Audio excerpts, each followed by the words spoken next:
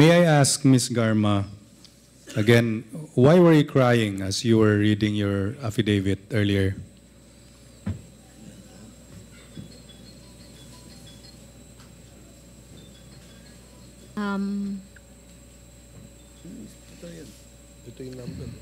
Because, Mr. Chair, it took me more than a week to make some reflections, and it's very difficult to have the courage po. So, although I have decided naman po, I think it has something to do with my courage to come out po. What convinced you to come out? Sabi ko nga, I made some reflections, and I have to go back to yung values ko na lagi ko sinasabi, at sinasabi ko rin sa anak ko palagi, and even to my relatives, I would always say the truth, because the truth will set you free. And that was the same statement that my daughter told me before I appeared before this Quadcom, Mr. Chair. So, nakaroon po lang ng time when I was inside the detention facility of the Congress to reflect, Mr. Chair. I commend you for your courage, Ms. Garma. And you also mentioned earlier that you were afraid for your life. Were there threats made against you? Mr. Chair, right now there is no threat. But knowing the capability of those persons that I have mentioned, they are in position, some of them are in position, they have the assets, capability, and influence, Mr. Chair. At ngayon po, I'm just a mere ordinary person lang po ako.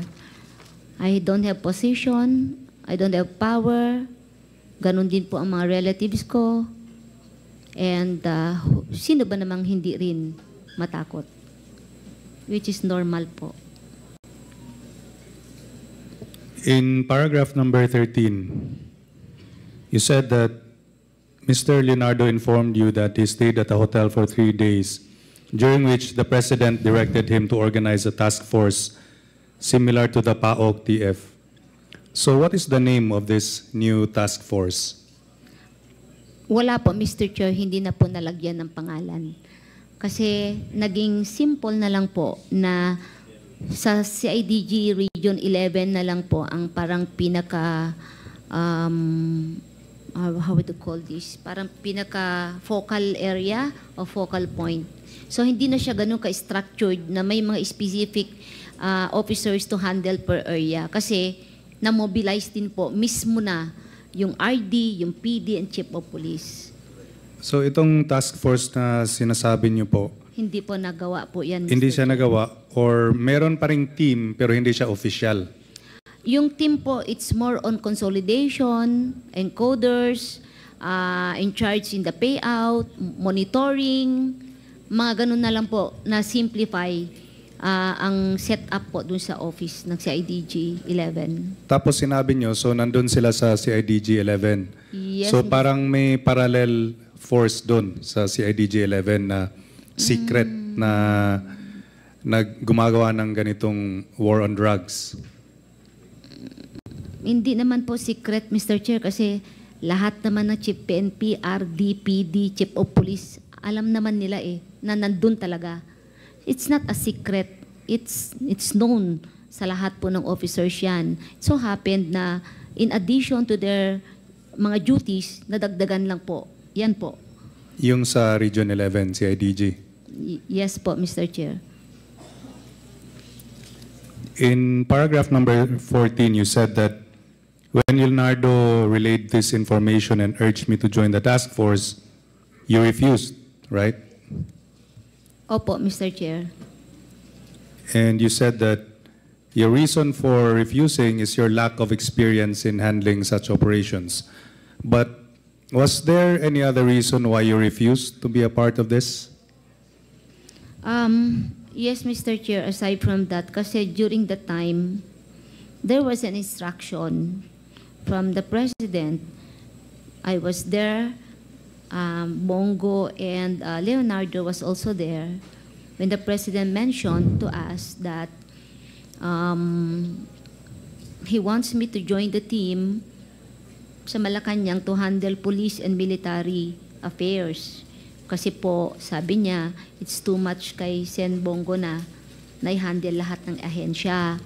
So because of that, hindi ka naman din makatanggi kung ganyanin ka. Point, sabi ko, yes lang ako na yes. So sabi ko, if there is an order, I will comply po, sir, sabi ko. So there was an order issued by the ILG actually, which I complied for a while. Anong order po yun? The ILG order that I am detailed to the office of the sa President. Sa President? Yes po. Pero hindi rin po nagtagal kasi po nagkaroon din po ako ng order na na-reassign na ako sa Region 7 CIDG after my graduation sa OSEC. Okay. And then you were assigned as Police Chief of Cebu. And then a year and a half after, naging Chief of City Director po ako ng Cebu City.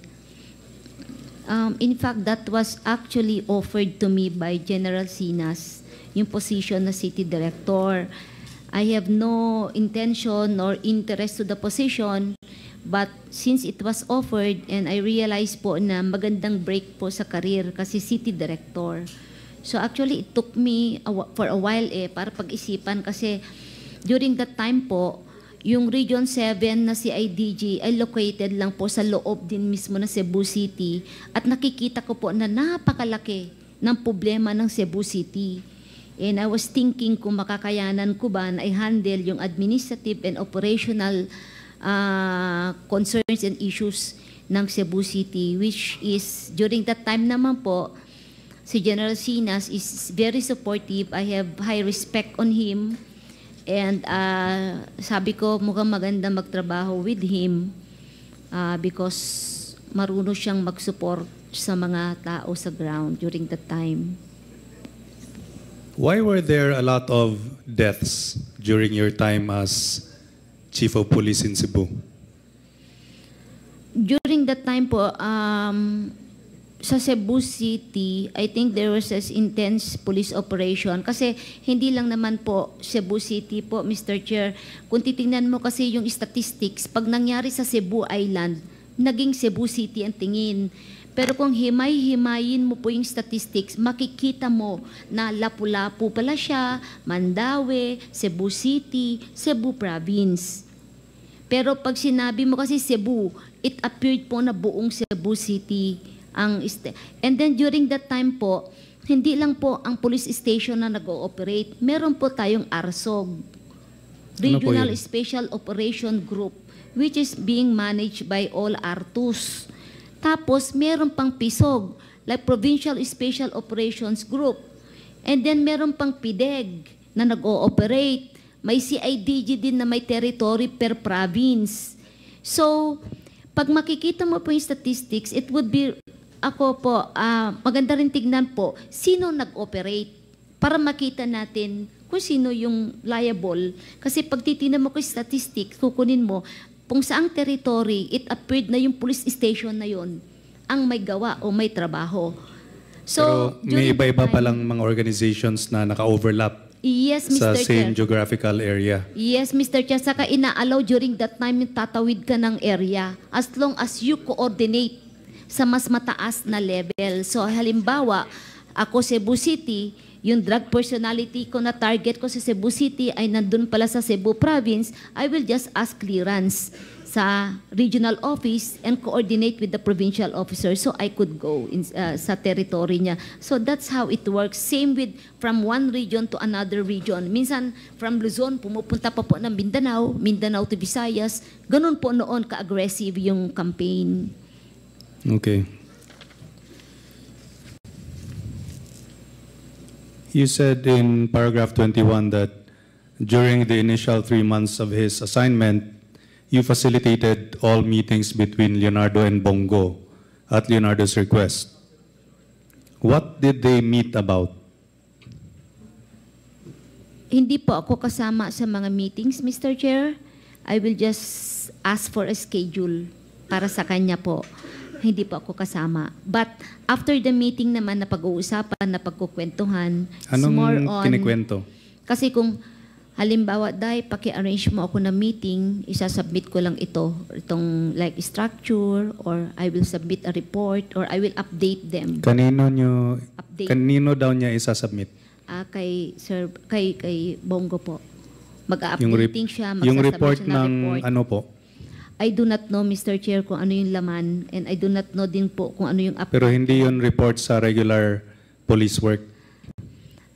I feel that hindi, kasi siya na po task na po siya eh. So it has something to do with the special task po. In paragraph 22,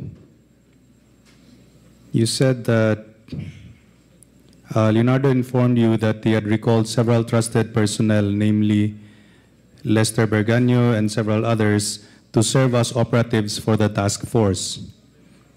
Is this task force above board, or is this an assassination task force? It's not po assassination task force. As I mentioned po, it's just, these are staffs that will handle po yung recording, parang depository of all information and data, so that kung halimbawa po na may operation sa ground, pwede mong i-verify if this person is on the list, mga ganun lang po. Or if you want to submit a list for validation or what, pwede mo rin gawin po yun. Kasi may capability naman po yung opisina ni Sir Yung to task force. validate all information, because he's in control po sa buong Pilipinas na R2, RDs, and other units po. Okay. And here in paragraph 22.2, you said that all of these reports would then be encoded and compiled by Lester Berganio. Is Lester Berganio here? Wala po. It's just a civilian hired lang po to encode everything. That was during the time po, yun po nakita ko na siya po yung nag-handle. I just do not know the later part po, because what I am talking in my affidavit is the first 3 months na observation. First 3 months po. lang. Yes po. Sabi niyo po dito na the compilation is thereafter elevated to Leonardo, who will decide what level the arrest or killing was and its corresponding reward. So rewards were only given for killings, while for arrests, only the funding of the co-plan and a refund of the expenses were given. So you're saying that rewards, there is no reward if you arrest. Wala pong reward. Opo. Refund lang. Refund. Depende po kasi, kaya before you conduct the operation, you need to submit the co-plan so that it will be funded po. Okay. Pero kung may mamatay, may reward. Meron pong binibigay, may pinapadala po dun sa operatiba po na nakipag-communicate. Okay. I think this is very important, this list of Mr. Lester Berganio, because we could get an estimate of the real number of casualties from the perspective of those who were responsible of the EJ case. May I manifest, Mr. Chair, that we invite Mr. Lester Berganio? Comsec, please take note of the request of Congressman Suwan. And you also said, Ms. Garma, in 22.3, I saw how these individuals operated when I would visit the CIDG office in Region 11 to see my friend Lot Lot. So, how did you know, how did you see how they operated? Did you go with them? Did you observe for days? What? Hindi po. There are times kasi po that mag-standby po ako doon because my friend was there. And during that time po, since na halos wala po akong klase, kung hapon, kung minsan po, doon po ako naghintay kasi susunduin ko yung anak ko sa school. So, nakikita ko po ang how they work, how they work inside. Do you have any memories? For example, something that stuck to you when you were there? Parang isang memory na something that happened that was memorable for you na hindi mo makalimutan. Wala po akong maalala, Mr. Chair. Wala. Wala po, Okay. Your Honor. You also said here that in paragraph 25, Lester Berganio maintained a comprehensive list of drug personalities in the Philippines. Tama po ba? During that time po, siya po yung encoder. So, So sabi mo, maintained a comprehensive Yes list of po. drug personalities. So would it be safe to say that he is the progenitor of the drug list? Siya yung parang unang gumawa ng drug list? encoder lang po kasi siya. So, kung ano lang ibigay, siya lang po ang nag-encode, Mr. Chair. Sinong nagbibigay? Bibigay nila, sir po, kasi encoder lang siya eh. Yung team nila Leonardo? Yes po. I do not know kung anong maging arrangement or instruction, but he is just a mere encoder. Okay. And it relates to paragraph 27 where you said that Leonardo had the final authority to determine who would be included on the list of drug personalities and to classify their threat levels, as well as the discretion to remove individuals from the list. So you're saying that Leonardo, Police Colonel Leonardo, is the progenitor or the author of the original drug list? Hindi po siya yung original kasi yung una pong binasa ni Presidente, hindi po galing kay si Leonardo yun. Pero paano tong sinabi nyo na may final authority siya to determine who when would be he was included? tasked na po, after the announcement, and then nung tinas na po siya, I think that was yung unang binasa po ni Presidente, dun po nagsimula yung yung unang list, and then na-update na lang po every week, every month, ganyan po hanggang sa dumami ng dumami because the reports were coming na po sa different units and others are for validation, ganun po. So, na-update po. Okay, so yung binasa ni Presidente na list, galing na yon kay Leonardo? Hindi po, Mr. Chair. Yung una, hindi po. Yung unang binasa We do not on TV? know kung saan po galing po yun. He just Yung read list, it. hindi nyo alam? Okay. So, just a couple more questions, Mr. Chair. You have 2 minutes. Were you ever directly involved in operations where suspects were neutralized as part of the drug war? Wala po. Wala Wala. akong maalala. Hindi ka involved doon sa yung tatlong Chinese drug lords sa Dapecol? Hindi po, Mr. Chair. How about kay Wesley Barayuga? Hindi rin po, Mr. Chair, Your Honor.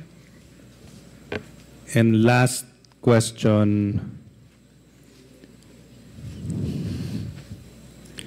You mentioned that certain national figures had the final authority to determine the level of arrests or killings. Can you testify on any specific instances where national leadership directly approved the killing of certain suspects? I May didn't get the national... may ano ba? May situation ba na may order galing sa taas na i-eliminate ang isang suspect? Wala pa akong alam na meron pong ganun, Your Honor. Sino pong may alam doon? Wala pa akong alam, Your Honor. Okay. No more questions, Mr. Chair. Thank you, Congressman Suwan. Mr. Chair? Yes, Mr. Chair, with the Congressman indulgence Gutierrez. of our colleagues here, if I could have a quick interjection, just really related to some of the points raised by Congressman Suwan. yeah, make sure it's related to Congressman Suwan's questions. Thank you, Mr. Chair, and I'll make it short. Actually, it's in relation to, since it was touched upon by Kong Suwan, yung reporting system, and just like to verify some things from Ms. Garma. Mr. Chair, Ms. Garma, sino po si Eagle? Sir? Sino po si Eagle? Sino Iga? Codename Eagle. Codename Eagle. Eagle? Hindi ko po alam, Mr. Chair. Are you sure, Mr. Chair? Just to verify po, Yeah, no? Because you're now in a more cooperative mood. Yeah, Hindi You've ko never had po- a chance to come across this code name, yung Eagle po, especially in relation to the machinery which you have now revealed to us po today. Eagle. No, Mr. Chair. Thank you. Mr. Chair, may kilala po kayong SPO for Fornoles? Fornolies. Fornoles. Yes, Mr. Chair. Sino po si Your SPO for Honor. Fornoles? Na-assign po sa CIDG dati, but he's already retired, Retired Mr. po. Chair. Yeah. Mr. Chair, totoo po ba na kay Fornoles nire-report ang mga hits para mabayaran ang mga pumatay?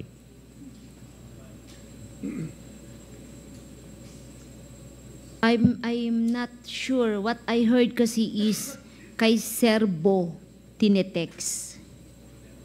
Siya ang may hawak ng Kanino? cellphone. Ano ba? Ma'am, kanina po? Pakiulit mo nga kanino?